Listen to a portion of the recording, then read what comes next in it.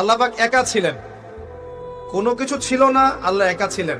আবার কোনো কিছু যখন থাকবে না, আল্লাহ একা থাকবেন। কুল্লু মান আলাইহা ফান ওয়া ইয়াবকা ওয়াজহু রাব্বিকা যুল জালালি ওয়াল ইকরাম। এই বিষয়ে কোনো দ্বিমত আছে? এরপরে আল্লাহ পাক সৃষ্টি করেছেন আরশে আজিম। কি সৃষ্টি করেছেন?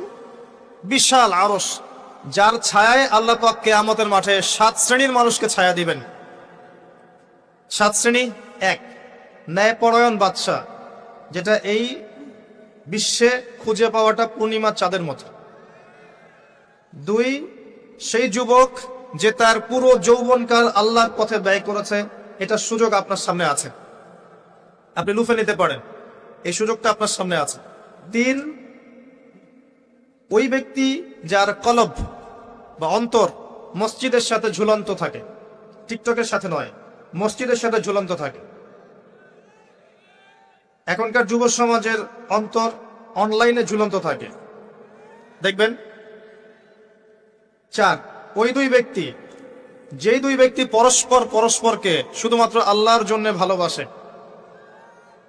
এখানে বয়ফ্রেন্ড গার্লফ্রেন্ড সম্পর্ক বোঝানো হয়নি। এই দুনিয়ার স্বার্থে জর্জরিত ভালোবাসার বাইরেও ডিভাইন একটা ভালোবাসা আছে, সেটা হচ্ছে আল্লাহর জন্য ভালোবাসা।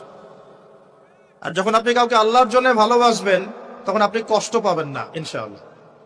যখন আপনি ভালোবাসার মানুষের কাছে কিছু প্রত্যাশা করবেন, তখন আপনি কষ্ট পাবেন পদে পদে। আল্লাহর জন্য ভালোবাসেন মানুষকে, আপনি কষ্ট পাবেন না ইনশাআল্লাহ তাআলা। দুই ব্যক্তি যারা পরস্পরকে আল্লাহর জন্য ভালোবাসে, আরো সে ছায়া ছায়া পাবে। 5, ওই যুবক যাকে কোনো সুন্দরী নারী আহ্বান করেছে জেনার জন্য, কিন্তু সেই যুবক বলেছে আমি আল্লাহকে ভয় করি, যেটা এই জেনারেশনের মধ্যে খুঁজে পাওয়া দুষ্কর। বরং তারা উল্টা প্রত্যাশায় থাকে যে কখন কোনো মেয়ে আমাকে প্রপোজ করবে। তারা ইউসুফ নয় আলাইহিস সালাম। 6, ওই ব্যক্তি যার ডান হাত কি দান করছে, বাম হাত খবর রাখে না। ডান হাত কি দান করছে, বাম হাত খবর রাখে না।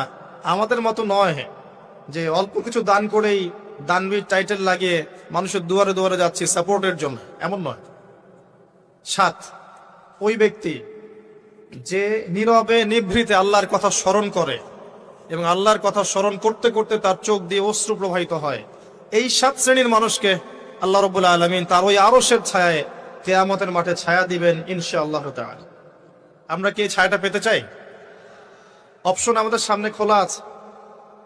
আমরা কিন্তু ওই যুবক হতে পারি, ওই দুই ব্যক্তি হতে পারি, ওই ব্যক্তি হতে পারি যে মসজিদের সাথে সম্পর্ক রাখে, গোপনে দান করতে পারি, রাতে নিভৃত আল্লাহর জন্য কাঁদতেও পারি না?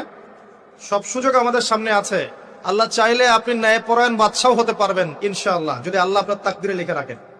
এটাও সম্ভব। চলে আসেন আরশে আজিমের পরে আল্লাহ পাক সৃষ্টি করেছেন কলম, এবং কলম সৃষ্টি করে আল্লাহ পাক পুরো মহাবিশ্বের তাকদির লিখেছেন।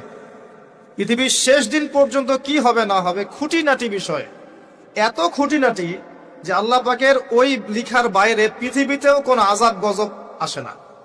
যা লিখা আছে ওটাই আসবে।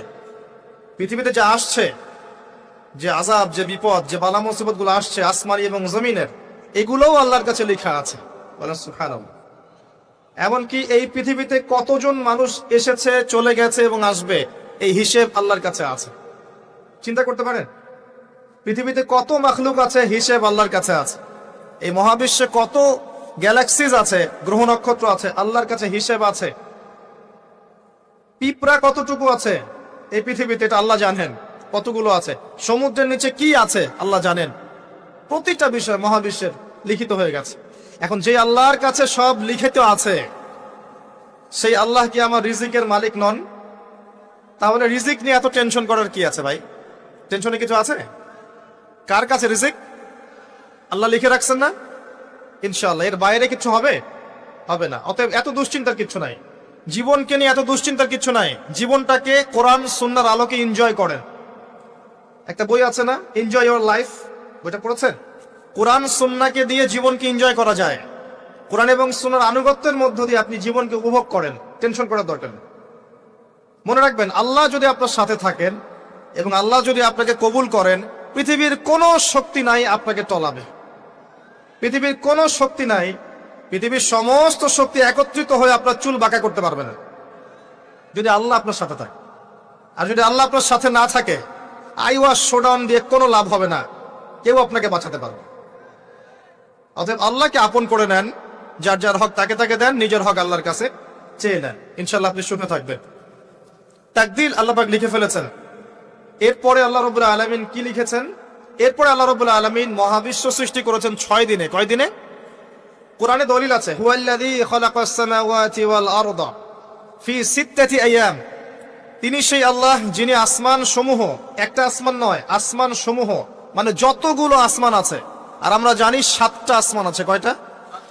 7টা মহাবিশ্ব আছে। এখন পর্যন্ত সায়েন্স যত কিছু আবিষ্কার করেছে এগুলো প্রথম মহাবিশ্বের আবিষ্কার, দ্বিতীয়টাতে ওরা যেতেই পারেনি এখন পর্যন্ত। অতদূর পর্যন্ত স্পেসশিপ যেতেই পারবে না। কথা কি বুঝতে পারছেন? এটা প্রথম আসমানের বিষয়।